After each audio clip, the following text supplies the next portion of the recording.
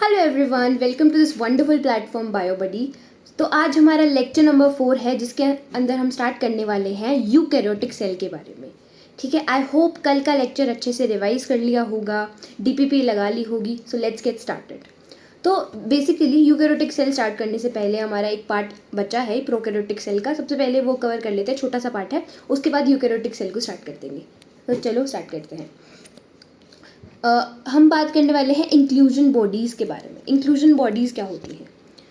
Storage structure inside bacterial cell without membrane. हाँ जी, अगर मैं बात करूँ, हर एक सेल को कुछ ना कुछ स्टोर करके रखना पड़ेगा। ऑब्वियसली हर एक सब्सटेंस है, ऐसे तो है नहीं कि एक बार आया सेल में और यूज़ हो गया, नहीं, स्टोरेज फॉर्म में भी रहती हैं चीज़ें। ठीक है, तो अगर मैं बात करूँ प्रोकैरियोटिक सेल की, तो उसके पास तो मेम्ब्रेन बाउंड ऑर्गेनेलीज भी प्रेजेंट नहीं है।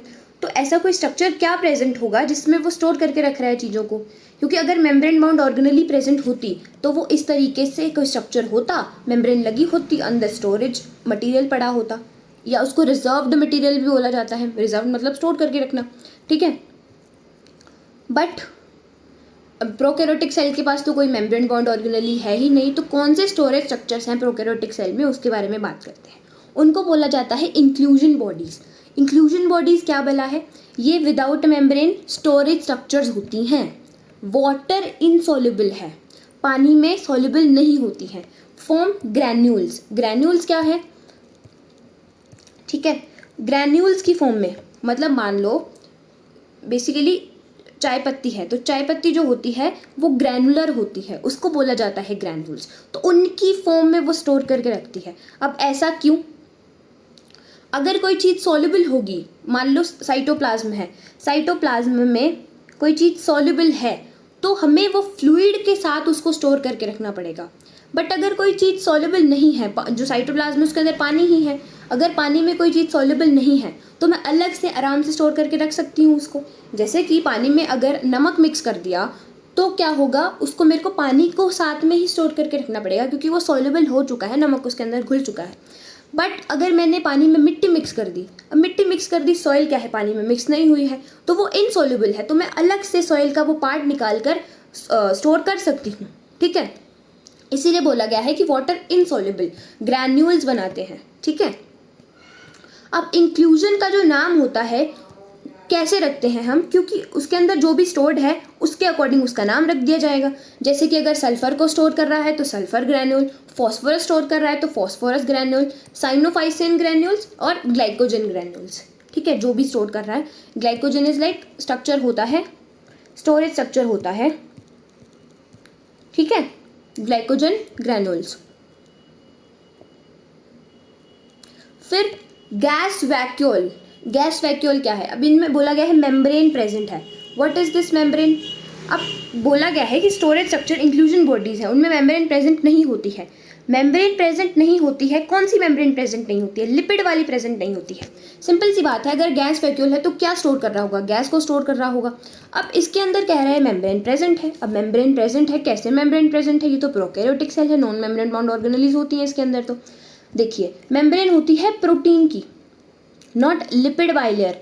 प्रोटीन की मेम्ब्रेन प्रेजेंट होती है जिसके अंदर गैस स्टोर्ड होती है। ठीक है, प्रोटीन की मेम्ब्रेन जिसके अंदर गैस स्टोर्ड होती है, तो मेम्ब्रेन प्रेजेंट होती है गैस वैक्यूल में। कौन से बैक्टीरिया में प्रेजेंट है?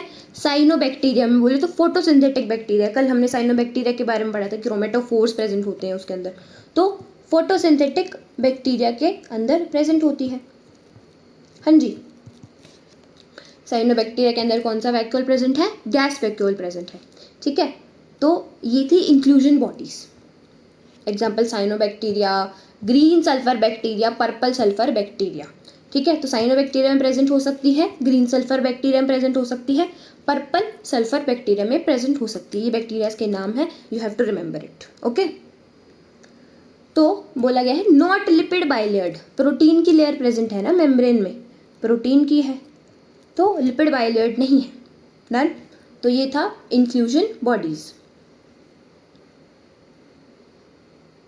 अब हम अगला बात करते हैं हमारा यूकैरियोटिक सेल की। तो we are done with our prokaryotic cell. तो अब हम बात करने वाले हैं यूकैरियोटिक सेल के बारे में। यूकैरियोटिक सेल ऑब्वियसली अगर हम बात करें तो एक एडवांस्ड फॉर्म है, प्रोकैरियोटिक सेल क्या है, प्रिमिटिव फॉर्म है, यूकैरियोटिक सेल एक एडवांस्ड फॉर्म है, ठीक है। तो अगर यूकैरियोटिक सेल को हमने किस बेसिस पर बांटा था, न्यूक्लियस के बेसिस पर बांटा था कि अगर nuclear well developed membrane present है तो वो होगा यूकैरियोटिक सेल, अगर नहीं है तो वो प्रोकैरियोटिक सेल बोलते हैं, ठीक है। तो इन्होंने बोला गया है मेम्ब्रेन बाउंड ऑर्गेनेलीज प्रेजेंट, सबसे पहला पॉइंट कि मेम्ब्रेन बाउंड ऑर्गेनेलीज प्रेजेंट होती हैं जो कि फंक्शंस परफॉर्म कर रही होती हैं। फिर बोलते हैं includes plants, animal, fungi, protist. Protist क्या होते हैं, यूनिसेलुलर यूकैरियोट्स होते हैं। जब हम क्लासिफिकेशन पढ़ रहे थे तब हमने देखा था कि यूनिसेलुलर भी हो सकते हैं हमारे यूकैरियोट्स, ठीक है, और मल्टीसेलुलर भी हो सकते हैं, ओके। बट प्रोकैरियोट्स का क्या है, उसमें सिर्फ यूनिसेलुलर ऑर्गेनिजम्स ही आते हैं। तो प्रोटिस्ट एक यूनिसेलुलर यूकैरियोट्स ऑर्गेनिजम्स हैं जिसको हम चैप्टर्स में पढ़ रहे होंगे, ठीक है। फिर अगर मैं करेक्टर्स की बात करूं, यूकैरियोटिक सेल के करेक्टर्स क्या क्या हो सकते हैं। सबसे पहला होता है कंपार्टमेंटलाइजेशन ऑफ साइटोप्लाज्म। सिंपल सी बात है, अगर ये सेल एक होलो चीज है तो इसके अंदर मैंने बहुत सारे कंपार्टमेंट्स बना दिए इस तरीके से साइटोप्लाज्म के अंदर, ठीक है। और कंपार्टमेंटलाइजेशन का अलग अलग फंक्शन है, कुछ उस कंपार्टमेंट्स का अलग अलग कुछ फंक्शंस है जो परफॉर्म कर रहे हैं वो। ये एक सेल है, इसके अंदर साइटोप्लाज्म, देखो सिंपल सी बात है, मान लो ये प्लाज्मा मेम्ब्रेन थी, अब ये प्लाज्मा मेम्ब्रेन है, इसके अंदर साइटोप्लाज्म प्रेजेंट है। प्लाज्मा मेम्ब्रेन ने एक्सटेंड करके इस तरीके से अपना ये एक कंपार्टमेंट बना दिया यहाँ पे, ठीक है, क्योंकि फ्लेक्सिबल स्ट्रक्चर है, आराम से कर सकती है ये। फिर यहाँ पे एक और कंपार्टमेंट बना दिया, इस तरीके से बहुत सारे कंपार्टमेंट्स बना दिए, उसको बोला गया मेम्ब्रेन बाउंड ऑर्गेनेलीज, क्योंकि उनके पास एक मेम्ब्रेन प्रेजेंट है। और कॉम्पोजिशन क्या है, सेम कॉम्पोजिशन है प्लाज्मा मेम्ब्रेन वाली, ठीक है। Nuclear envelope, well defined nucleus present है। न्यूक्लियर एनवेलप, जो इनका जेनेटिक मटेरियल है वो न्यूक्लियस में प्रेजेंट है, मतलब न्यूक्लियर एनवेलप उसके अराउंड प्रेजेंट है, ठीक है। Genetic material organised into chromosome, जब डिवीजन हो रही होती है तब इनके अंदर क्रोमोसोम्स फॉर्म हो जाते हैं, ठीक है। जब डिवीजन होती है तब क्रोमोसोम्स फॉर्म हो जाते हैं, डन। बट प्रोकैरियोटिक सेल्स में नहीं होते हैं। Presence of complex locomotory and cytoskeletal structures, ये क्या होता है, सिंपल सी बात है, अगर हम यूकैरियोटिक सेल्स की बात करें, यूकैरियोटिक ऑर्गेनिजम्स की, तो उनके सेल्स के अंदर साइटोस्केलेटल, जो कि एक शेप प्रोवाइड कर रहा है, एक बॉडी का स्ट्रक्चर प्रोवाइड कर रहा है, लोकोमोटरी लोकोमोशन के लिए जो हेल्प करते हैं, मतलब एक होता है लोकोमोशन, एक होती है मूवमेंट। मूवमेंट क्या है, हम बैठे बैठे भी अपने हाथ पैर हिला सकते हैं, दैट इज मूवमेंट। लोकोमोशन क्या है, एक जगह से दूसरी जगह पर जाना, ठीक है। अगर मैंने बैठे बैठे अपने हाथ पैर हिला दिए तो मूवमेंट हो गई, बट अगर मैंने लोकोमोशन भी किया तो भी एक मूवमेंट हुई। तो लोकोमोशन एक मूवमेंट है, मतलब मैंने इस जगह से इधर गई तो एक मूवमेंट हुई। बट इफ लोकोमोशन करना है तो एक जगह से दूसरी जगह जाना ही पड़ेगा, डन। तो लोकोमोटरी मतलब चलने फिरने के लिए structures, complex locomotory and cytoskeletal structures है। फिर अगर हम बात करें प्रोकैरियोटिक सेल्स और यूकैरियोटिक सेल के डिफरेंसेस के बारे में, तो इनका साइज माइक्रोमीटर में होता है, डन। इनका साइज बड़ा होता है, मिलीमीटर तक जा सकता है। डीएनए इनका नेक्ड होता है, डीएनए नेक्ड नहीं होता है, well defined nuclear envelope present होती है। न्यूक्लियस इनके अंदर प्रेजेंट ही नहीं है, क्योंकि न्यूक्लियस एक ऐसा स्ट्रक्चर है जिसको हमने बोला है कि वेल डिफाइंड हमारा एक न्यूक्लियर एनवेलप होनी चाहिए जेनेटिक मटेरियल के अराउंड, तभी हम न्यूक्लियस की बात कर रहे हैं। न्यूक्लियस इनका वेल डिफाइंड होता है। एक डिवीजन फास्ट कर सकते हैं, क्या बाइनरी फ्यूजन करना है इन्होंने, एक सेल है 2 सेल्स में बांट दिया, दैट्स इट बाइनरी फ्यूजन। इनका कंपैरेटिवली स्लो होता है डिवीजन, ठीक है, यूकैरियोटिक सेल का। फिर ऑर्गेनेलीज की बात करी जाए, ऑर्गेनेलीज इनके अंदर कोई मेम्ब्रेन प्रेजेंट नहीं होती है ऑर्गेनेलीज में, ठीक है। इनके अंदर well defined membrane bound organelles present है। कंपार्टमेंटलाइजेशन हो गई है सेल की, यूकैरियोटिक सेल की। इनके अंदर सिर्फ यूनिसेलुलर ऑर्गेनिजम्स प्रेजेंट हो सकते हैं, जैसे कि बैक्टीरिया हो गया, अमीबा होगी, ठीक है। और इनके अंदर मल्टी सेलुलर एंड यूनिसेलुलर दोनों प्रेजेंट हो सकते हैं। यूनिसेलुलर की बात करें तो प्रोटिस्ट जो होते हैं, प्रोटिस्ट्स वो होते हैं यूनिसेलुलर यूकैरियोट्स, ठीक है। तो ये था differentiation between prokaryotic cell and eukaryotic cell. अब बोलते हैं साइटोप्लाज्म 3 तरीके की ऑर्गेनेलीज रख सकता है। यूकैरियोटिक सेल की बात कर रहे हैं। 3 तरीके की ऑर्गेनेलीज कैसे हो गई? एक होंगी जिनके सिंगल मेम्ब्रेन बाउंड ऑर्गेनेलीज, जिनके मतलब कंपार्टमेंटलाइजेशन हुई और उनके ऊपर एक मेम्ब्रेन आ गई। एक होंगी डबल मेम्ब्रेन बाउंड ऑर्गेनेलीज, जब कंपार्टमेंटलाइजेशन हुई उनके ऊपर 2 मेम्ब्रेन आ गई, डबल मेम्ब्रेन बाउंड। और एक हुई जिनकी कंपार्टमेंटलाइजेशन हुई ही नहीं है, मतलब नॉन मेम्ब्रेन बाउंड ऑर्गेनेलीज। ज़रूरी नहीं है कि सिर्फ प्रोकैरियोट्स में ही प्रेजेंट हो non membrane bound organelles, eukaryotes में भी प्रेजेंट होती हैं, जैसे कि राइबोसोम हो गया। ओके, तो डबल मेम्ब्रेन बाउंड ऑर्गेनेलीज कौन सी होती हैं? अगर मैं बात करूं तो डबल मेम्ब्रेन बाउंड ऑर्गेनेलीज हो गई, ठीक है, mitochondria, plastids and nucleus. Mitochondria, plastids, nucleus. Mitochondria होती है डबल मेम्ब्रेन बाउंड, प्लास्टिड्स जो होते हैं वो भी डबल मेम्ब्रेन बाउंड होती है, न्यूक्लियस भी जो हमारे ब्रेन ऑफ सेल है वो भी डबल मेम्ब्रेन बाउंड ऑर्गेनेली है। उसके बाद single membrane bound organelle, Golgi apparatus. Golgi apparatus, अभी हम इनके सारे फंक्शंस जानेंगे धीरे धीरे करके, और उसी तरीके से तुम्हें याद भी हो जाएंगी। कोई ऐसे रटने वाला कॉन्सेप्ट नहीं है, कोई निमोनिक्स बनाने की कोई ज़रूरत है नहीं, ठीक है, आराम से ऐसे ही याद हो जाएंगी चीज़ें। लाइजोसोम, लाइजोसोम एक सिंगल मेम्ब्रेन बाउंड ऑर्गेनेली है, जैसे जैसे पढ़ेंगे ना हम वैसे तुम्हें याद हो जाएंगी, ठीक है।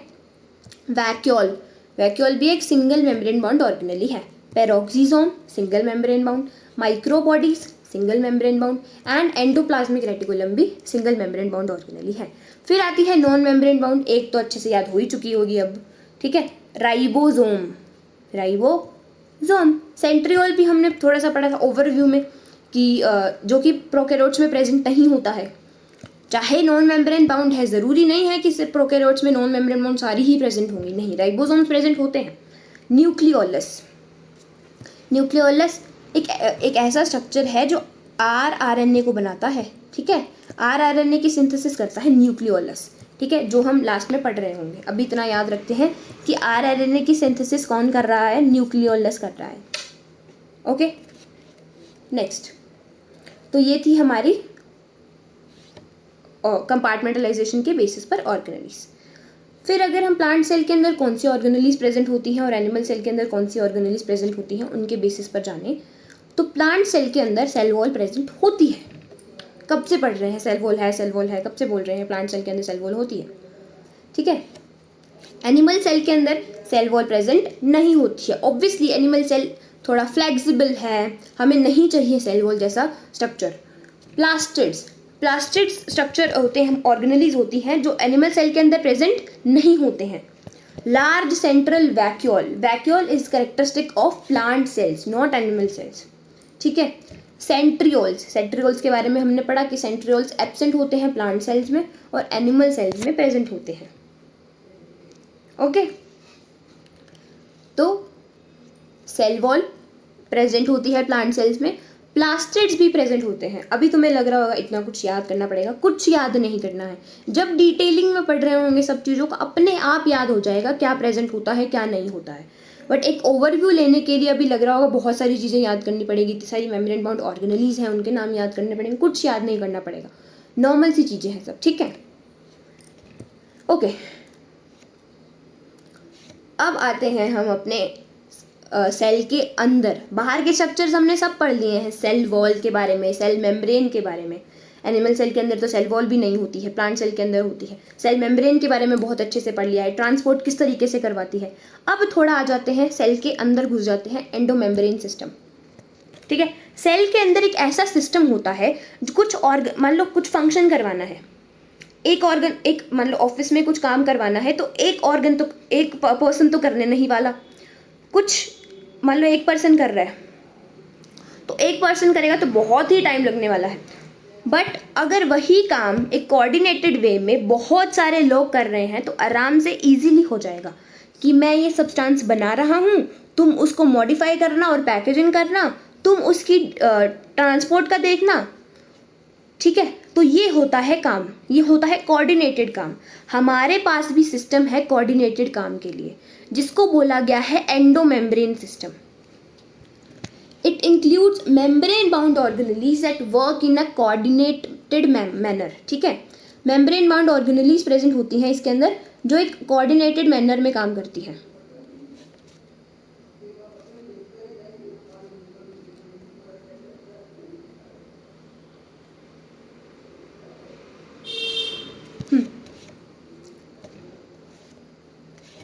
ठीक है, तो it includes membrane bound organelles that work in a coordinated manner. Coordination क्या होता है कि एक काम को बहुत मतलब एक काम को अच्छे वे में एक सीक्वेंस में करना, कोऑर्डिनेशन में काम करना, ठीक है जी। Organs that are a part of the endomembrane system, endoplasmic reticulum, Golgi body, lysosome, vesicles and vacuoles, ठीक है, ये होते हैं हमारे। तो ये ऑर्गन्स हैं जो कि पार्ट हैं हमारे एंडोमेम्ब्रेन सिस्टम का। अगर हम इतनी बात करें, वैक्यूल्स प्लांट सेल में होते हैं, वैक्यूल्स प्लांट सेल में होते हैं, तो एनिमल सेल में तो अगर हम इतनी ही बात कर रहे हैं अभी तो, ठीक है, अगर हम अभी फंक्शंस पढ़ रहे होंगे। These compartments work together as a unit. Obviously यार, अगर एक ग्रुप मिलकर काम कर रहा है तो उनको एक ग्रुप कहेंगे, तो वैसे ही एक यूनिट की तरह ये काम कर रहे हैं। Not peroxisomes, plastids and mitochondria are not the part of the endomembrane system, ठीक है। ये ऑर्गेनेलीज प्रेजेंट है, जब हम फंक्शन देखेंगे ना आराम से याद हो जाएंगी चीज़ें, ठीक है। peroxisome, plastids and mitochondria are not the part of the endomembrane system, okay। Then let's get started with our first part, endoplasmic reticulum। Endoplasmic reticulum क्या बोला है, ठीक है। एंडो मतलब अंदर, साइटोप्लाज्म के अंदर, ठीक है।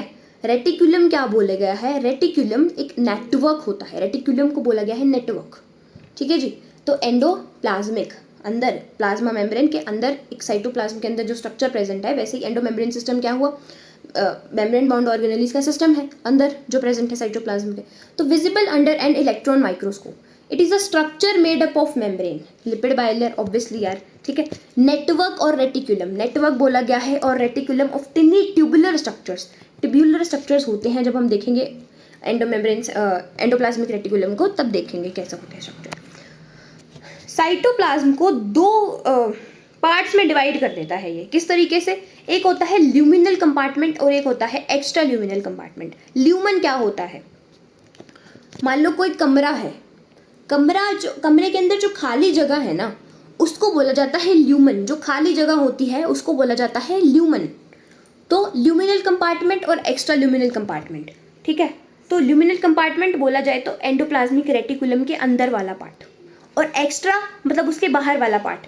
मान लो ये एंडोप्लाज्मिक रेटिकुलम प्रेजेंट है, इसके अंदर वाले पार्ट को, इनसाइड ल्यूमन वाले पार्ट को बोला जाएगा ल्यूमिनल कंपार्टमेंट, क्योंकि उसका ल्यूमन है उसके अंदर, और बाहर वाले पार्ट को बोला जाएगा एक्स्ट्रा ल्यूमिनल या साइटोप्लाज्मिक कंपार्टमेंट, क्योंकि साइटोप्लाज्म को ये दो भागों में कर रहा है, एक तो ये खुद हो गया, और बाहर वाला जो पार्ट है इसको बोला जाएगा साइटोप्लाज्मिक और एक्स्ट्रा ल्यूमिनल कंपार्टमेंट, ठीक है जी। तो इतना सा दिया हुआ है एनसीईआरटी में। अब अगर हम बात करें, ये दो टाइप्स का होता है, इसका काम क्या है, सबसे पहले अगर हम बात करें दो टाइप्स का होता है, उससे ही काम पता लग जाएगा क्या होता है, ठीक है। Next, type of endoplasmic reticulum, दो टाइप्स का होता है। एक रफ एंडोप्लाज्मिक रेटिकुलम, हम जब राइबोसोम्स पढ़ रहे थे हमने इसके बारे में पढ़ा था कि रफ एंडोप्लाज्मिक रेटिकुलम पे राइबोसोम्स प्रेजेंट होते हैं, इसीलिए उसको रफ बोला जाता है। मतलब उससे उसकी राइबोसोम्स क्या है, एक ग्रैनुलर स्ट्रक्चर है। ग्रैनुलर मतलब बोले तो एक रफ अपीयरेंस दे देता है एंडोप्लाज्मिक रेटिकुलम। अगर उसके ऊपर इस तरीके से प्रेजेंट होंगे राइबोसोम्स तो एक रफ अपीयरेंस आ जाएगी, हाँ जी, ठीक है। तो रफ एंडोप्लाज्मिक रेटिकुलम का काम है प्रोटीन सिंथेसिस का। प्रोटीन सिंथेसिस का काम कैसे हुआ, राइबोसोम्स क्या करवा रहे हैं, प्रोटीन बनवाते हैं, मतलब प्रोटीन बनवाते हैं राइबोसोम्स। तो ऑब्वियसली अगर किसी के ऊपर राइबोसोम्स प्रेजेंट है इसके ऊपर, तो क्या काम होगा इसका, प्रोटीन सिंथेसिस का काम होगा रफ एंडोप्लाज्मिक रेटिकुलम का। राइबोसोम्स अटैच होते हैं और वो प्रोटीन बनवा रहे होते हैं, ठीक है जी। तो रफ एंडोप्लाज्मिक रेटिकुलम का ये काम है। फिर लिखते हैं present extensively in cells involved in protein synthesis. Obviously अगर इसके ऊपर रफ एंडोप्लाज्मिक रेटिकुलम है तो उन सेल्स में ये ज़्यादा प्रेजेंट होगा जहाँ प्रोटीन की सिंथेसिस हो रही है, ठीक है। तो present extensively in cells involved in protein synthesis, जो सेल्स ज़्यादा प्रोटीन सिंथेसिस में इन्वॉल्व होंगे उन सेल्स के अंदर ये प्रेजेंट होगा ज़्यादा मात्रा में, ज़्यादा अमाउंट में। Synthesis protein that form enzymes और enzymes use elsewhere in the cells. दो टर्म्स होती हैं, एक होते हैं एंजाइम्स और एक होता है हॉर्मोन्स। बहुत कंफ्यूजन आती है कि ये क्या वाला है, दोनों को एक तो नहीं होता है। Hormones are the messengers. मान लो ग्रोथ करवानी है तो ग्रोथ हार्मोन होता है, ठीक है। तो ऐसे ये होते हैं हॉर्मोन्स जो ग्रोथ के लिए रिस्पॉन्सिबल है। एंजाइम्स क्या है, मान लो ग्रोथ करवाने के लिए कुछ केमिकल रिएक्शंस चल रहे हैं बॉडी में, तो उन केमिकल रिएक्शंस को फास्टर रेट पे करवाने के लिए हम एंजाइम्स यूज करते हैं, ठीक है। एंजाइम्स यूज करते हैं जिससे वो फास्टर रेट पर हो जाए। अगर हम नॉर्मली वो रिएक्शंस करवाने निकलते हैं तो बहुत टाइम लेती हैं, बट अगर हम एंजाइम्स की हेल्प से करते हैं तो एंजाइम्स काफ़ी जल्दी रेट पर उसको करवा देती हैं रिएक्शंस को, और विदाउट कंजप्शन के, मतलब खुद कंज्यूम नहीं होती हैं रिएक्शन में, रिएक्शन करवाएंगी, उस रिएक्शन का प्रोडक्ट बनवा के खुद निकल जाएंगे दूसरी रिएक्शन के लिए, ठीक है। तो ये होते हैं एंजाइम्स और हॉर्मोन्स के बीच का डिफरेंस। इनको बोला गया है continuous with outer nuclear membrane. बाहरी जो न्यूक्लियर मेम्ब्रेन होती है ना, उसकी कॉन्टिन्यूशन में प्रेजेंट होते हैं, उसके साथ प्रेजेंट, मतलब ये न्यूक्लियर एनवलप है, बाहर का हमने पढ़ा कि डबल मेम्ब्रेन बाउंड स्ट्रक्चर है, तो बाहर की जो मेम्ब्रेन होगी उसके कॉन्टिन्यूशन में प्रेजेंट होगी हमारी रफ एंडोप्लाज्मिक रेटिकुलम, फिर होगी स्मूथ एंडोप्लाज्मिक रेटिकुलम। रफ हो गया, नॉर्मल सी बात है, अगर एक रफ है तो दूसरी स्मूथ होगी, ठीक है। तो ये था रफ एंडोप्लाज्मिक रेटिकुलम के फीचर्स। स्मूथ एंडोप्लाज्मिक रेटिकुलम क्या हुई, राइबोसोम्स एब्सेंट है, इसीलिए एक स्मूथ अपीयरेंस आ रही है, क्योंकि राइबोसोम्स एक ग्रैनुलर स्ट्रक्चर प्रेजेंट ही नहीं है, तो एक स्मूथ एंडोप्लाज्मिक रेटिकुलम पड़ा है। Mainly involve in lipid synthesis, lipid की सिंथेसिस करवाता है। लिपिड कितना इंपॉर्टेंट है यार हमारी बॉडी के लिए, तो इतना इंपॉर्टेंट ऑर्गन हो गया ये भी कि स्मूथ एंडोप्लाज्मिक रेटिकुलम में लिपिड की सिंथेसिस हो रही है। और ये जो लिपिड है हमारी बॉडी में, ये वो तो करवा ही रहा है, प्लाज्मा मेम्ब्रेन को तो बनवा ही रहा है। प्लाज्मा मेम्ब्रेन किससे बनी हुई, फॉस्फोलिपिड से। बट अगर हम बात करें, लिपिड से बनता है स्टेरॉइड। स्टेरॉइड क्या होता है, स्टेरॉइड होती है modified form of lipid, modified form of lipid, ठीक है। मॉडिफाइड फॉर्म होती है किसकी, लिपिड की, स्टेरॉइड। मान लो कोलेस्टेरॉल के बारे में पढ़ा, कोलेस्टेरॉल भी लिपिड से बनता है। कोलेस्टेरॉल से हमने कोई ग्रुप जोड़ दिया जिसको बोला जाता है स्टेरॉइड, ठीक है। इतनी सी बात है, ठीक है। तो स्टेरॉइड इतना इंपॉर्टेंट क्यों है हमारी बॉडी के लिए, बिकॉज स्टेरॉइड से बनते हैं स्टेरॉइड हार्मोन्स, और हार्मोन्स कितने इंपॉर्टेंट है, ग्रोथ करवानी है तो हार्मोन होगा हमारी बॉडी में, ग्रोथ को रोकना है तो भी हार्मोन होगा हमारी बॉडी में, तो हार्मोन्स कितने इंपॉर्टेंट है, ठीक है। तो अब स्टेरॉइड हार्मोन्स क्या होते हैं, स्टेरॉइड हार्मोन्स होते हैं सेक्स हार्मोन्स। अब सेक्स हार्मोन्स क्या होते हैं, बेसिकली सेक्स हार्मोन्स वो है, मान लो प्यूबर्टी आ गई है, प्यूबर्टी सबको पता होगा क्या होती है, प्यूबर्टी आ गई है तो अब सेक्स हार्मोन्स हमारी बॉडी में प्रोड्यूस होने शुरू हो जाएंगे, ठीक है। उसकी वजह से क्या होगा, हमारे अंदर सेक्सुअल कैरेक्टर्स आने शुरू हो जाएंगे। सेक्सुअल कैरेक्टर्स बोले तो जैसे कि बॉयज़ में अगर बात करें, प्यूबर्टी आई तो प्रोजेस्टेरोन नहीं, टेस्टोस्टेरोन रिलीज हो जाएगा उनकी बॉडी में। टेस्टोस्टेरोन से उनकी वॉइस भारी हो जाएगी और भी सेकेंडरी सेक्सुअल कैरेक्टर्स आ जाएंगे जिस तरीके से, ठीक है जी। तो अब ये होता है सेक्स हार्मोन्स का काम, मतलब सेक्सुअल ऑर्गन्स हैं उनकी ग्रोथ होगी प्यूबर्टी पे, और भी बहुत सारे सेकेंडरी सेक्सुअल बिहेवियर होता है जो बॉयज़ की बॉडी में दिखने लग जाएगा, ठीक है।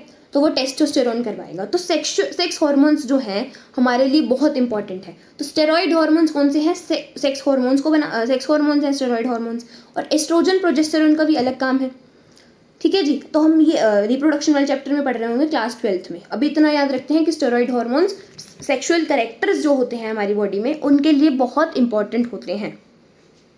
तो किससे बनते हैं, लिपिड से बनते हैं। लिपिड को कौन बनवा रहा है, स्मूथ एंडोप्लाज्मिक रेटिकुलम, ठीक है जी, ओके।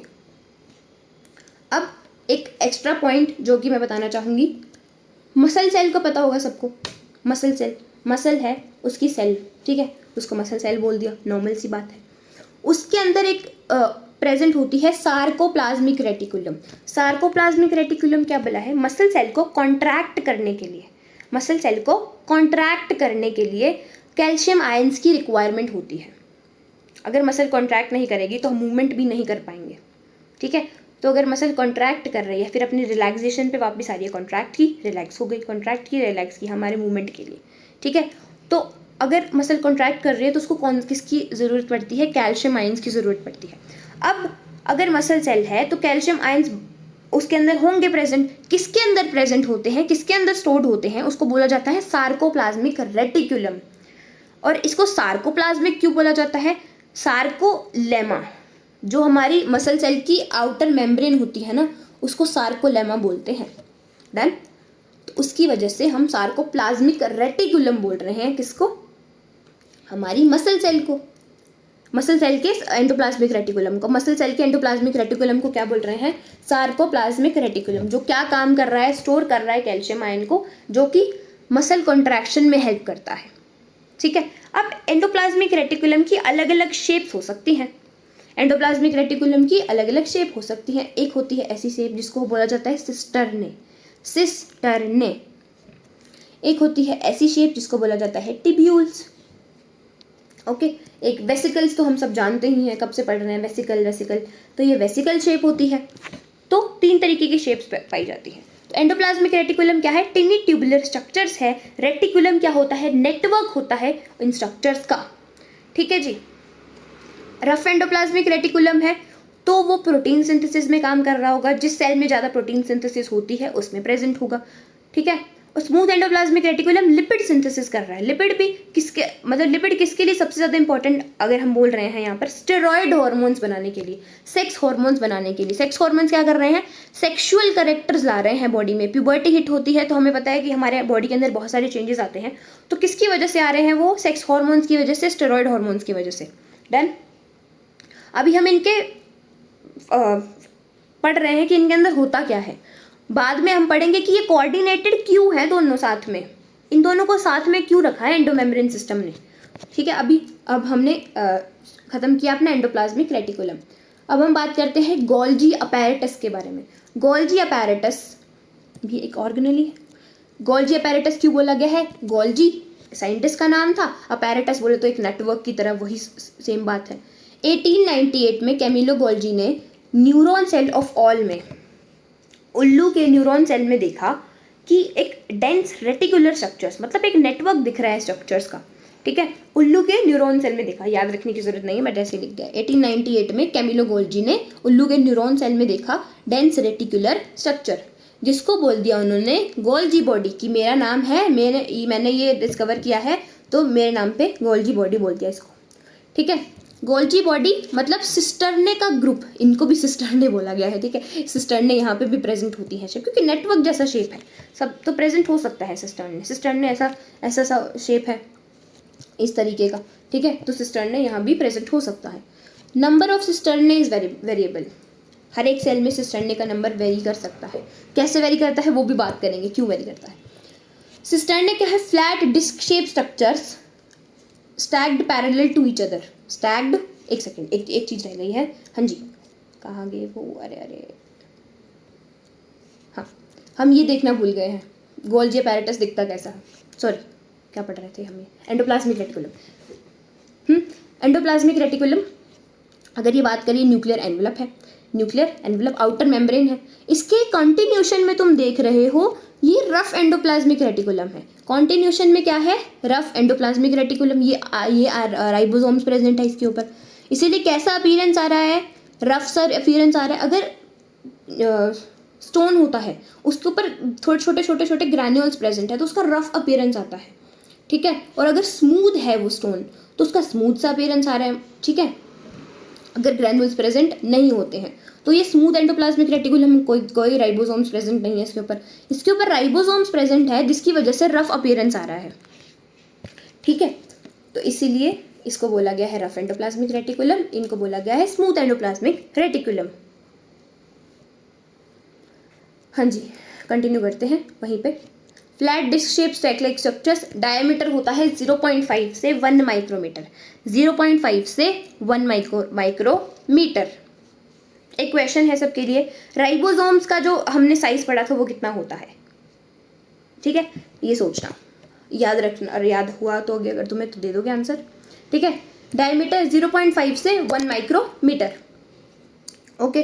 देन अगर हम बात करें सिस्टर्ने की तो फ्लैट डिस्क लाइक स्ट्रक्चर्स होते हैं stacked parallel to each other. Stacked मतलब क्या होता है?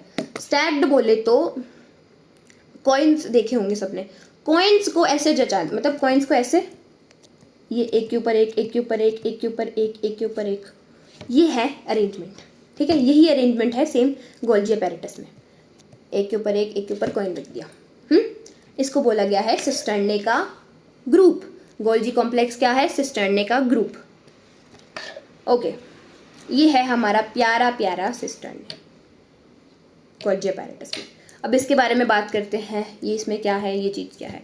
अगर एंडोप्लाज्मिक रेटिकुलम प्रोटीन को बना रहा है तो उस प्रोटीन को मॉडिफाई, पैक कौन कर रहा है? ऐसे तो काम नहीं करेगा प्रोटीन, प्रोटीन की मॉडिफिकेशन करनी पड़ेगी कुछ ना कुछ, उसकी पैकेजिंग करके आगे भी तो भेजना है। ऐसे ऐसे तो नहीं भेज सकते। क्यों नहीं भेज सकते?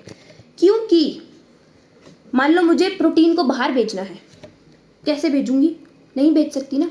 प्रोटीन को बाहर भेजना है क्योंकि लिपिड की बायलेयर है, लिपिड की बायलेयर है तो लिपिड वाले सामानों को ही जाने देगा। तो हमें पैकेजिंग की क्यों ज़रूरत है? पैकेजिंग की ज़रूरत इसीलिए है क्योंकि अगर मैंने मान लो एक बाहर मेम्ब्रेन है, बाहर की मेम्ब्रेन है, अगर मैंने प्लाज्मा मेम्ब्रेन है उसके जैसा ही स्ट्रक्चर बना दिया तो उसको तो आराम से जाने देगा। तो मैंने क्या किया, इसके अंदर पैक कर दिया कुछ सामान और बाहर प्लाज्मा मेम्ब्रेन जैसा स्ट्रक्चर बना दिया इसके, ठीक है। उसको बोला गया है वेसिकल, जो कि कहाँ बनते हैं? गोल्जी बॉडी में ही बनते हैं। और इसको बाहर भेजना है, अब आराम से चला जाएगा। अगर मैंने प्रोटीन को ऐसे भेजना होता, नहीं जाता क्योंकि जाने नहीं देती लिपिड बायलेयर, तो मैंने उसको पैक कर दिया कैसे स्ट्रक्चर में? प्लाज्मा मेम्ब्रेन जैसे स्ट्रक्चर में ही। ये प्लाज्मा मेम्ब्रेन ही है, वेसिकल भी सेम उससे ही बना हुआ है। जो भी मेम्ब्रेन बाउंड ऑर्गेनेलीज है सबकी कॉम्पोजिशन सेम है, तो कॉम्पोजिशन सेम है तो वो आराम से वेसिकल जो है आराम से निकल जाएगा बाहर। डन। अब इसका एक दो फेसेस होते हैं, एक होता है सिस फेस, एक होता है ट्रांस फेस। सिस फेस बोले तो फॉर्मिंग फेस, मतलब अभी प्रोटीन आया है तो यहाँ पर सबसे पहले उसकी मॉडिफिकेशन होगी, और फिर उसके बाद ट्रांस फेस, वहाँ जाके मैच्योर होगा वो। यहाँ पर फॉर्म हो रहा है, जो मॉडिफिकेशन करवाने के लिए हमें सही चाहिए सब कुछ, वो यहाँ पर बनेगा सिस फेस। कॉन्वेक्स फेस क्यों बोला गया है? सबने, अगर हम बात करें, एक होता है कॉन्वेक्स मिरर, एक होता है कॉनकेव मिरर। कॉनकेव ये होता है कॉनकेव फेस, ये होता है कॉन्वेक्स फेस। कॉनकेव बोले तो अगर इस तरीके का है कुछ, ये है, ये जो चीज़ है एक केव बना रही है, गुफा टाइप्स बना रही है, तो ये हो गया कॉनकेव पार्ट, ये है इसका कॉन्वेक्स पार्ट। तो जो हमारा ये गोल्जी अपैरेटस है ये इस तरीके से है, इस तरीके से, तो इसका ये कॉन्वेक्स पार्ट हो गया और ये इसका केव पार्ट हो गया, तो कॉनकेव पार्ट हो गया। तो इसको क्या बोला गया है? सिस फेस बोला गया है, सिस फेस। इसको बोला गया है ट्रांस फेस। यहाँ पर आया, जो भी प्रोटीन आया था उसकी मॉडिफिकेशन हुई, यहाँ पर उसकी मैच्योरेशन हुई, फिर वो पैक करके यहाँ से बाहर निकल जाएगा। इतना सा काम है इसका, ये सिस्टर्ने का। और एक सिस्टर्ने दिखाई गई है, यहाँ नेटवर्क होता है सिस्टर्नेस का, जिससे वो जाता है, पैकेजिंग और मॉडिफिकेशन होती है। और वेसिकल्स भी यही बना रहा है। वेसिकल्स ये कैसे बना रहा है भाई? पैकिंग करने के लिए क्या चाहिए? वेसिकल्स ही तो चाहिए। वेसिकल्स क्या है? पैक करने के लिए सामान को बाहर भेजना है, मान लो मुझे प्रोटीन को, तो वो वेसिकल में पैक होकर जाएगी। कौन बना रहा है? गोल्जी अपैरेटस ही तो बना रहा है। तो functions and roles of Golgi apparatus modifies and pack protein that is coming from endoplasmic reticulum. Endoplasmic reticulum जो प्रोटीन बना के दे रहा है वो मॉडिफाई कर रहा है और पैकेजिंग कर रहा है, जो कि एंडोप्लाज्मिक रेटिकुलम से आ रहा है। Involved in synthesis of glycolipids and glycoproteins. Very important, very very important. Golgi apparatus glycolipids और glycoproteins की synthesis करवाता है, इन्वॉल्व है उसके अंदर, ठीक है। sorting of vesicles to their final destination. Vesicles बनाएगा और उनको फाइनल डेस्टिनेशन पर पहुंचना है, सिंपल सी बात है। लाइजोसोम की सिंथेसिस करता है। लाइजोसोम्स क्या बोला है? अगले लेक्चर में पढ़ रहे होंगे, अभी इसके बारे में ही ढंग से पढ़ रहे हैं, ठीक है। लाइजोसोम्स बेसिकली क्या होता है हमारी बॉडी में? अगर हम एक ओवरव्यू लेते हैं लाइजोसोम्स का, लाइजोसोम्स क्या है? अब एक ऐसा स्ट्रक्चर है जिसके अंदर सब कुछ डाइजेस्ट करने के लिए एंजाइम्स प्रेजेंट है। कार्बोहाइड्रेट है उसको भी डाइजेस्ट कर देगा, प्रोटीन है उसको भी डाइजेस्ट कर देगा, ऐसी एंजाइम्स प्रेजेंट है। सुसाइडल बैग्स बोला गया है, ठीक है। सुसाइडल बैग्स बोले तो इसके अंदर सारी एंजाइम्स प्रेजेंट है जो कि एक पर्टिकुलर स्ट्रक्चर है उसको ख़त्म कर सकती है। लिपिड है, लिपिड को भी ख़त्म कर देगा, सारी ऐसी एंजाइम्स प्रेजेंट है। तो ऐसा एक स्ट्रक्चर बना दिया जिसको लाइजोसोम बोला गया है, ठीक है। Middle lamella synthesis by Golgi body, अरे ये एक्स्ट्रा पॉइंट है वैसे तो, मिडल लेमिला की सिंथेसिस करती है गोल्जी बॉडी, इतना ही याद रखना है, आगे इतना बढ़ना नहीं है, ठीक है। एक्रोसोम सिंथेसिस, एक्रोसोम क्या होता है, स्पर्म होता है जो बेसिकली, एक होता है स्पर्म, एक होता है ओवम।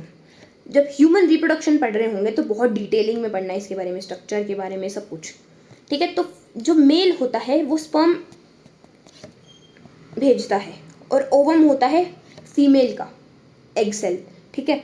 तो दोनों मिलकर क्या बनाते हैं, बच्चा बनाते हैं, मिलकर इनसे बच्चा बनता है, ठीक है। अब एक्रोसोम जो होता है, एंजाइम होती है स्पर्म के हेड में।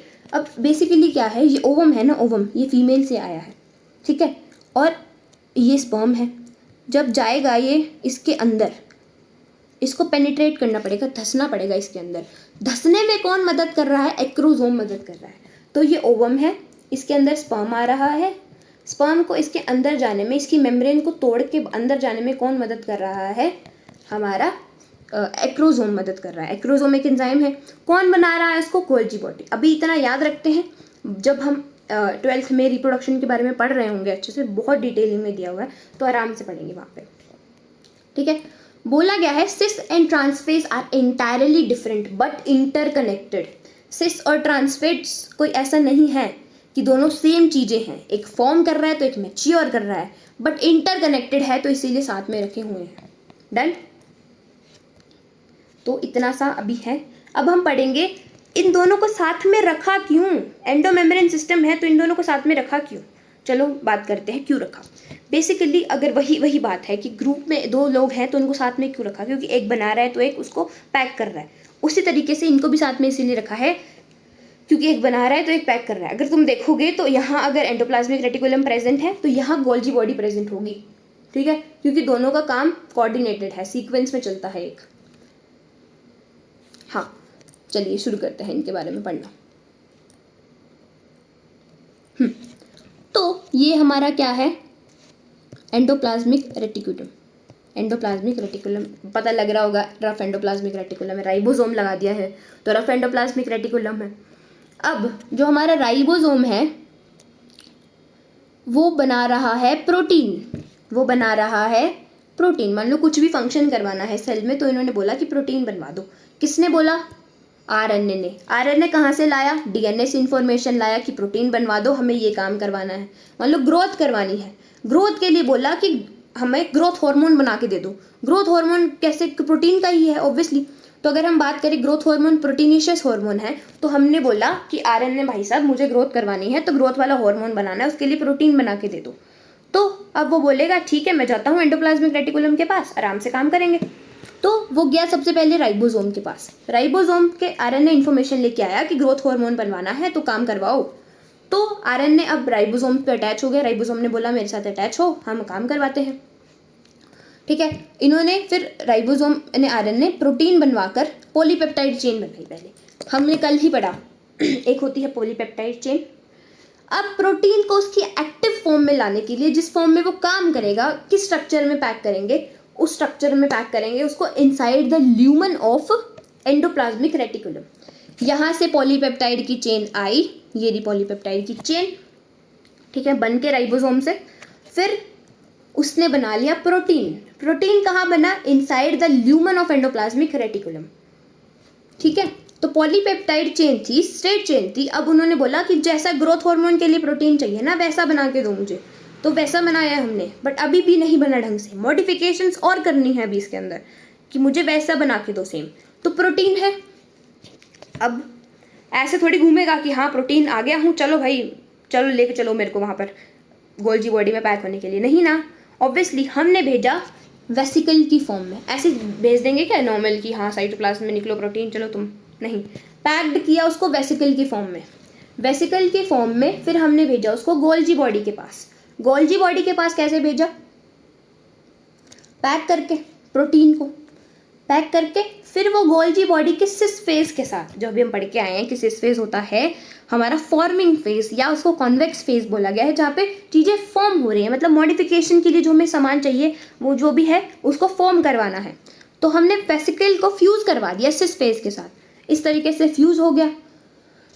सिस फेज में क्या हुआ, मॉडिफिकेशन के लिए तैयार हो गया ये, ठीक है, प्रोटीन की। फिर कुछ मॉडिफिकेशन हुई, मैच्योर हुआ ट्रांस फेज में। ट्रांस फेज में मैच्योर होने के बाद हमारा कुछ प्रोटीन मैच्योरेशन के बाद ऐसा दिख रहा है।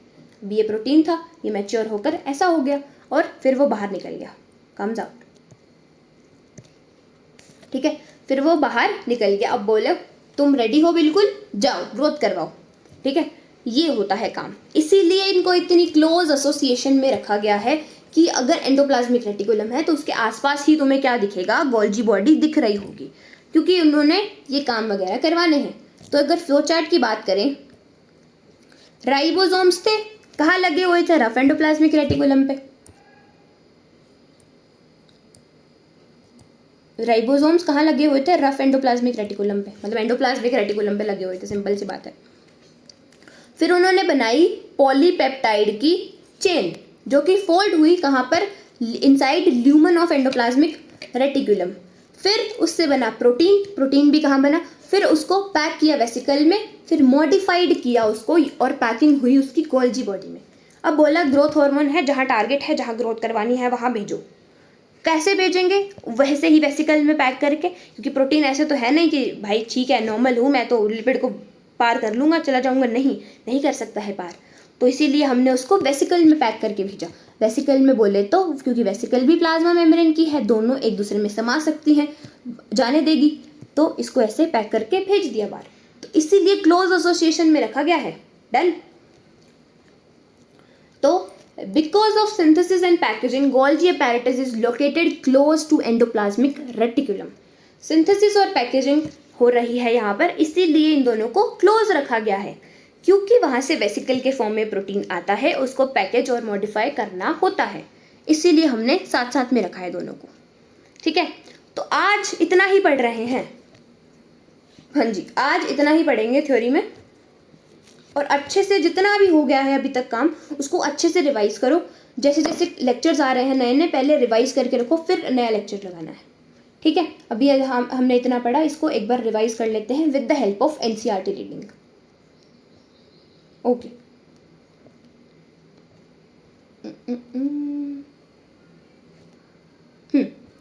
सबसे पहले हमने पढ़ा इंक्लूजन बॉडीज के बारे में।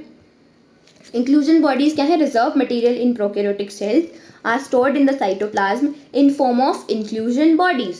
These are not bounded by any membrane system and lie free in cytoplasm. Cytoplasm में फ्री घूम रही हैं, कोई भी मेम्ब्रेन सिस्टम से, मतलब ऑब्वियसली यार प्रोकैरियोटिक सेल में मेम्ब्रेन है ही नहीं, तो मेम्ब्रेन सिस्टम कहाँ से हो जाएगा। जैसे कि फॉस्फेट ग्रैन्यूल्स हो गए, साइनोफाइसिन ग्रैन्यूल्स हो गए, ग्लाइकोजन ग्रैन्यूल्स हो गए, गैस वैक्यूल्स हो गए। Gas vacuoles blue green and purple and green photosynthetic bacteria में प्रेजेंट है, मतलब साइनोबैक्टीरिया में प्रेजेंट है। गैस वैक्यूल्स में मेम्ब्रेन प्रेजेंट होती है, प्रोटीन की होती है। फिर आते हैं हम यूकैरियोटिक सेल्स पे। The eukaryotics includes all protist, plant, animals and fungi. Eukaryotes किसको इंक्लूड कर रहे हैं, प्रोटिस्ट बोले तो यूनिसेलुलर यूकैरियोट्स, ठीक है, प्लांट्स, एनिमल और फंजाई। फंजाई एक मल्टीसेलुलर ग्रुप है जिसको हम डिटेलिंग में बायोलॉजिकल क्लासिफिकेशन में पढ़ रहे होंगे। In eukaryotic cells, there is an extensive compartmentalization of cytoplasm. Though the presence of membrane-bound organelles, eukaryotic cells possess an organized nucleus with a nuclear membrane. ठीक है. In addition, eukaryotic cells have a variety of complex locomotory and cytoskeletal structure. Cytoskeletal बोले तो एक structure provide कर रहा है, locomotory बोले तो एक इधर उधर जाने में सेल को हेल्प कर रहा है, ठीक है, मूवमेंट में हेल्प कर रहा है। This genetic material is organized into chromosomes, ठीक है। All eukaryotic cells are not identical. Plant and animal cells are different. Plant cells में cell wall present होती है, centrioles absent होते हैं, plastids present होते हैं plant cells में, ठीक है, और large central vacuole भी present होता है। अभी तो हम सिर्फ नाम के बारे में जान रहे हैं, डिटेलिंग में पढ़ रहे होंगे तो आराम से याद हो जाएंगी चीज़ें, ठीक है, किस किस में क्या होता है, ठीक है। और एनिमल सेल में सेल वॉल प्रेजेंट नहीं होती है, प्लास्टिड प्रेजेंट नहीं होते हैं, ठीक है। फिर ये कुछ स्ट्रक्चर है हमारे दोनों सेल्स का, प्लांट सेल्स और एनिमल सेल का। तो ये एनिमल सेल के बारे में पढ़ा जाए तो ये विलाय है जो हम पढ़ेंगे बाद में, मतलब ठीक है, ये मूवमेंट में हेल्प करवाते हैं, लोकोमोशन के बारे में बात की। प्लाज्मा मेम्ब्रेन, सेंट्रियोल प्रेजेंट दिख रहा है, ये सेंट्रियोल है, ये लाइजोसोम है, ये राइबोसोम्स प्रेजेंट दिख रहे हैं, ये हमारा प्यारा प्यारा माइटोकॉन्ड्रिया। माइटोकॉन्ड्रिया सबको पता ही होगा, power of cell, okay. Rough endoplasmic reticulum, cytoplasm, ये न्यूक्लियस हो गया, ये न्यूक्लियोलस हो गया। न्यूक्लियोलस के बारे में अभी इतना याद रखते हैं कि आरएनए की सिंथेसिस करता है। ये न्यूक्लियर एनवेलप हो गया, ये स्मूथ एंडोप्लाज्मिक रेटिकुलम हो गया। अब तुम देख पा रहे होगे ये न्यूक्लियस है,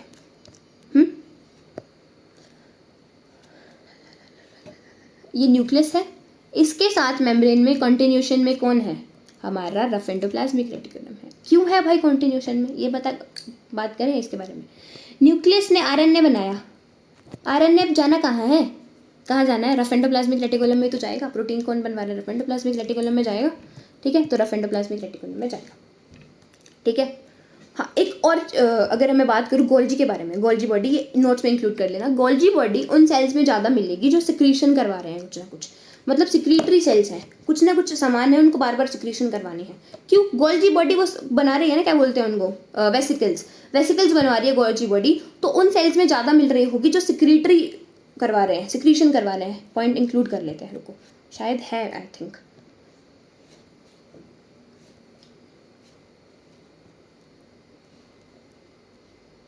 sorting of vesicles to their final destination,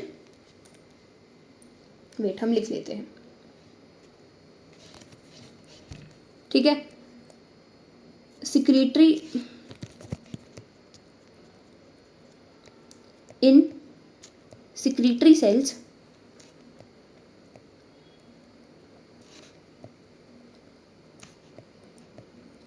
Golgi body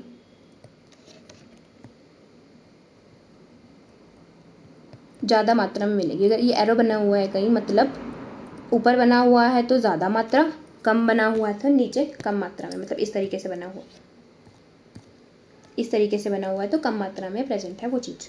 ठीक है, तो सिक्रीटरी सेल्स में गोल्जी बॉडी ज़्यादा मिलेगी। ओके, तो हम थे, हाँ जी, तो न्यूक्लियर एनवेलप, न्यूक्लियस जो है वो आरएनए बनवा रहा है, डीएनए से आरएनए बनवाता है न्यूक्लियस। आरएनए अब कहाँ जाएगा, रफ एंडोप्लाज्मिक रेटिकुलम। तो रफ एंडोप्लाज्मिक रेटिकुलम है वो न्यूक्लियर एनवेलप की कंटिन्यूशन में ही प्रेजेंट है। ठीक है, कि इधर उधर घूमना ना पड़े, सीधा जाओ टारगेट करो, बिल्कुल साथ में चिपका ही तो हुआ है। फिर ये स्मूथ एंडोप्लाज्मिक रेटिकुलम क्या बनवा रहा है, ये लिपिड बनवा रहा है। डन, कंफ्यूज मत हो जाना, स्मूथ एंडोप्लाज्मिक रेटिकुलम लिपिड बनवाता है, और जो हमारा गोल्जी अपैरेटस है, गोल्जी बॉडी है, वो ग्लाइकोप्रोटीन और ग्लाइकोलिपिड्स बनवा रही है। ठीक है, तो ये प्लांट सेल के बारे में था, ये एनिमल सेल के बारे में। एनिमल सेल में तुम्हें क्लोरोप्लास्ट दिख रहा होगा, और हाँ ये वैक्यूल दिख रहा है, लार्ज वैक्यूल दिख रहा है एनिमल सेल्स में। तो अलग अलग चीज़ें दिख रही होंगी, सेल वॉल दिख रही है, मिडल लेमिला दिख रहा है, मिडल लेमिला का कनेक्शन होता है एनिमल प्लांट सेल में, तो इसलिए मिडल लेमिला दिखा रखी है यहाँ पर। ठीक है जी, तो ये अब इसके बारे में पढ़ते हैं।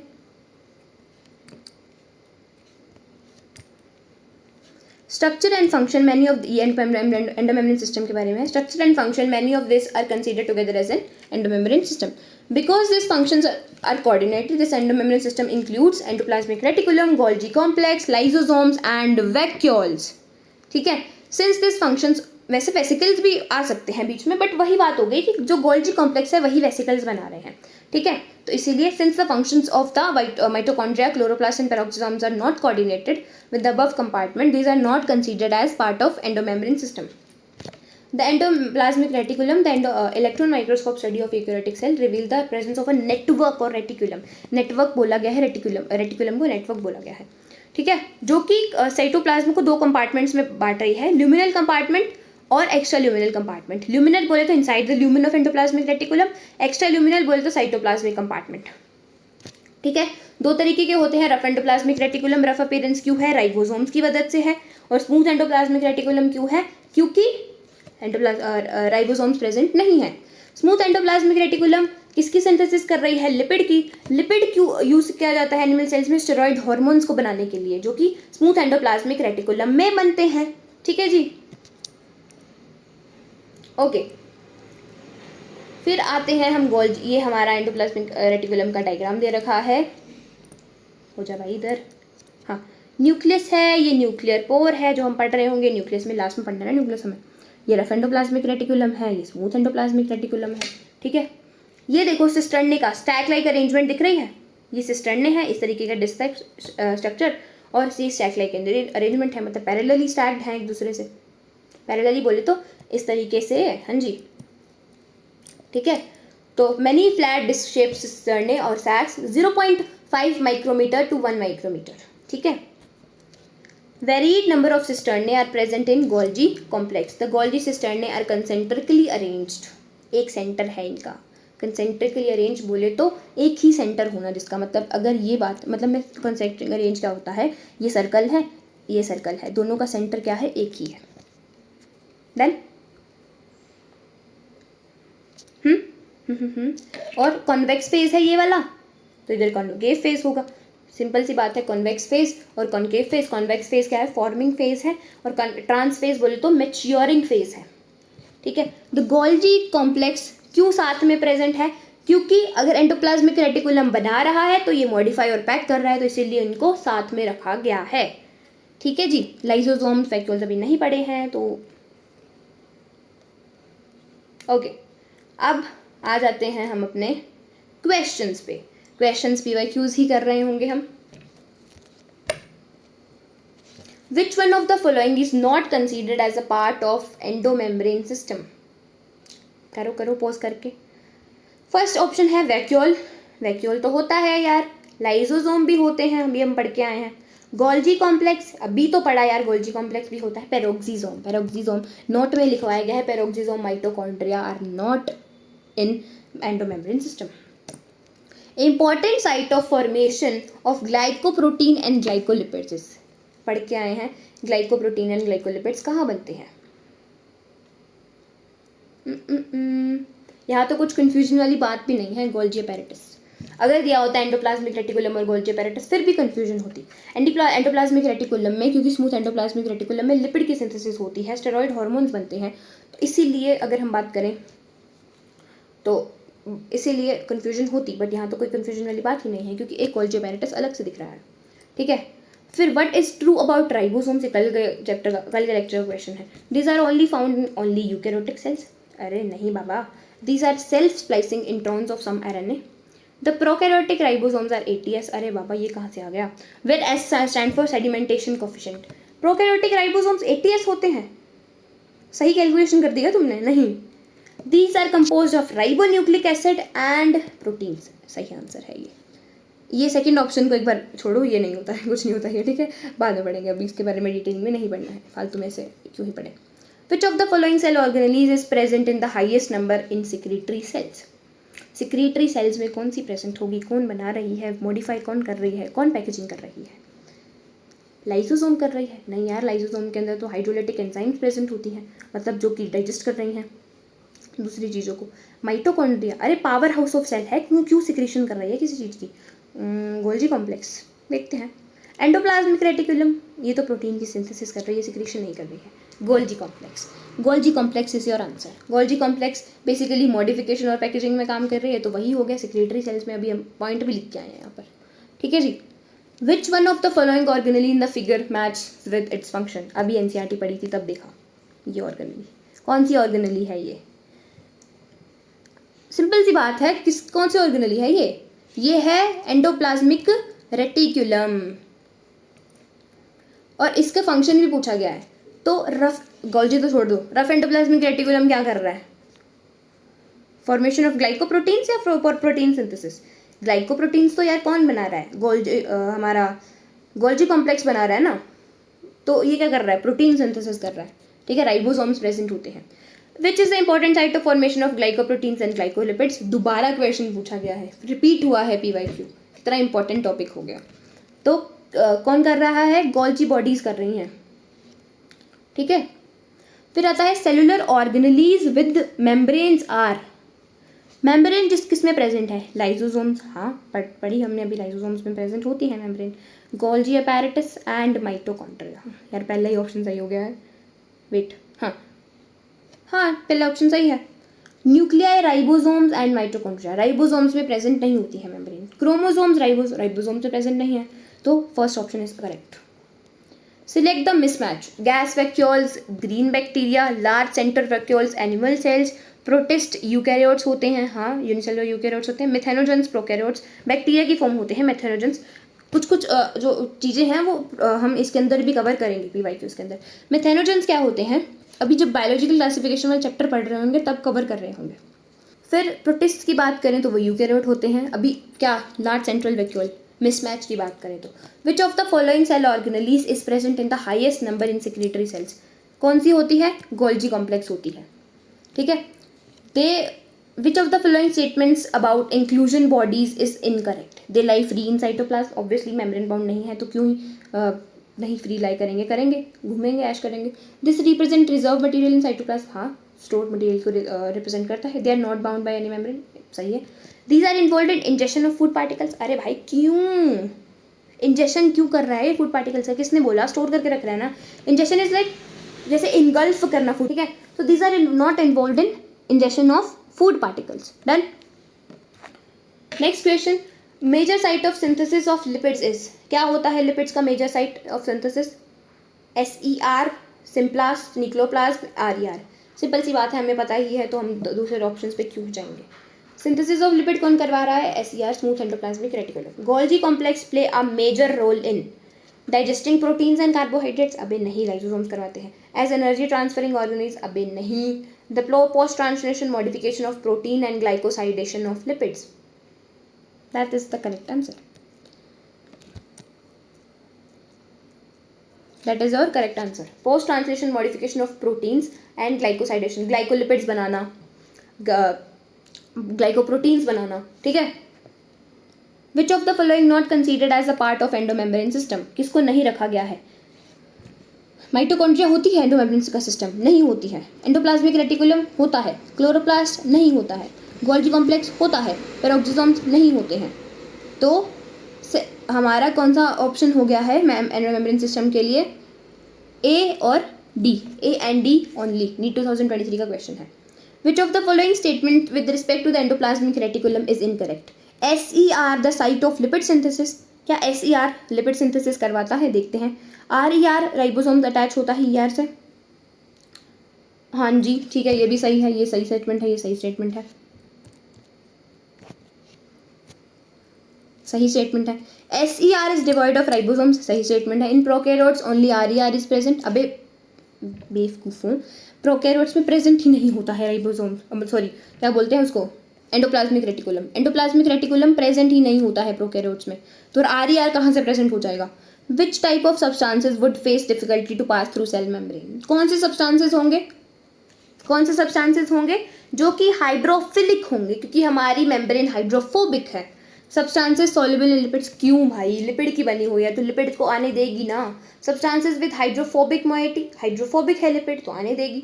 Substances with hydrophilic moiety, all substances irrespective of hydrophobic and hydro, नहीं कुछ नहीं, substances with hydrophilic moiety. The organelles that are included in the endomembrane system, कौन सी होती हैं, गर्ल से याद रख सकते हैं, हाँ जी ठीक है। तो कौन सी होती हैं, endoplasmic reticulum, lysosomes, Golgi complex and vacuoles. Endoplasmic reticulum, Golgi complex, lysosomes and vacuoles. Golgi complex participate in, किस में पार्टिसिपेट करती है, फॉर्मेशन ऑफ सिक्रीटरी वेसिकल्स, अभी हमने देखा मॉडिफाई कर रही है और पैक कर रही है, ठीक है। अब बच्चे हैं क्वेश्चन, करो। विच one of the following is not an inclusion body found in prokaryotes, inclusion bodies क्या होती हैं, स्टोर करने वाली। फॉस्फेट ग्रैन्यूल होता है, साइनोफाइसिन ग्रैन्यूल भी होती है, ग्लाइकोजन ग्रैन्यूल भी होती है, कौन सा नहीं होता। पॉलीसोम क्या था भाई, mRNA लगा हुआ है हमारे राइबोसोम्स पे, बहुत सारे राइबोसोम्स पे एक सिंगल mRNA लगा, उसको बोलते हैं polysome. Select the correct matching in the following pairs, rough endoplasmic reticulum, oxidation of fatty acids, भाई कहाँ से, प्रोटीन सिंथेसिस करवा रहा है। Smooth endoplasmic reticulum, oxidation of phospholipids, कहाँ, कौन, क्यों। Smooth endoplasmic reticulum, synthesis of lipid. Rough endoplasmic reticulum, synthesis of glycogen. Smooth endoplasmic reticulum क्या करवा रहा है, सिंथेसाइज करवा रहा है लिपिड्स को, ये आंसर करेक्ट है। Okay, so that's it for today's lecture. I hope अच्छा लगा होगा आज का लेक्चर। अच्छे से रिवाइज करना नोट्स को, DPP मिल जाएगी टेलीग्राम चैनल पर, ज्वाइन करना टेलीग्राम चैनल को जाकर, और डाउट सॉल्विंग, अगर डाउट आए कुछ तो टेलीग्राम चैनल पर बायोबडी का डाउट सॉल्विंग ग्रुप भी है, तो उसको भी ज्वाइन कर सकते हो, ठीक है। और सब्सक्राइब करना बायोबडी को आने वाले ऐसे लेक्चर्स और देखने के लिए। Thanks for watching.